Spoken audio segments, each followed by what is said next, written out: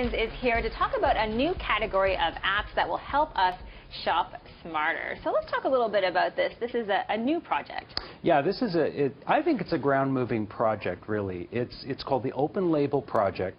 It was founded by a couple of serial app entrepreneurs out of the US. And essentially, the aim of the app is to bring meaning, if you will, to a lot of the packaging that we see every day when we go through the store. And think about it. When we go through the grocery store, we're looking at thousands of packages of products and various information on there. But the information that we're getting on most products isn't really much, right? We're getting maybe what the marketer wanted us to see, and then maybe some information that the government said we're entitled to see.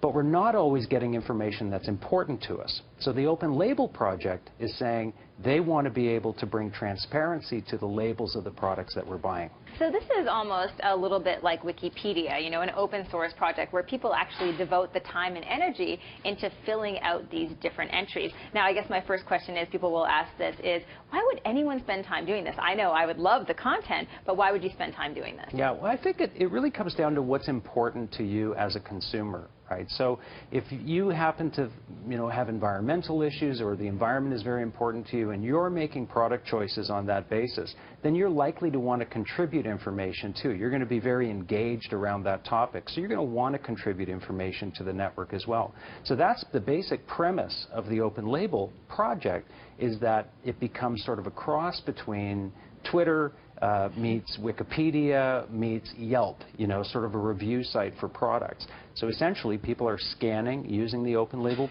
app, and then they're appending information that sits virtually on the label. So, in other words, now all of a sudden your label in the store starts to look like this, where you've got political issues and health issues and maybe animal testing. Whatever's important to you, that's now information that's available to you as a consumer. So an amazing opportunity for consumers to get more information. Yeah. What type of impact would this have on retailers, for example? Well, I think for the retailer and for brands in particular, it's a real notice. They're on notice now that it's not just what they're putting on the packaging that matters, but the things that they're doing as a company, their practices, even things like the conditions in their factories, which we just heard a lot about with Apple and Foxconn.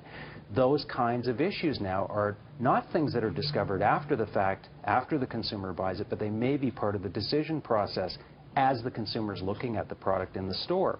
So it's really changing the whole nature of the game for brands. It's really interesting, as you mentioned, too, these different layers of the app. We're seeing this more and more with the evolution of apps. Is there's a social layer, there's a shopping layer, and apps are just becoming that much more advanced. And I know you're going to blog about this for us. Yes, I absolutely will. All right. To read this blog, all you have to do is head on over to our website at appcentral.ca.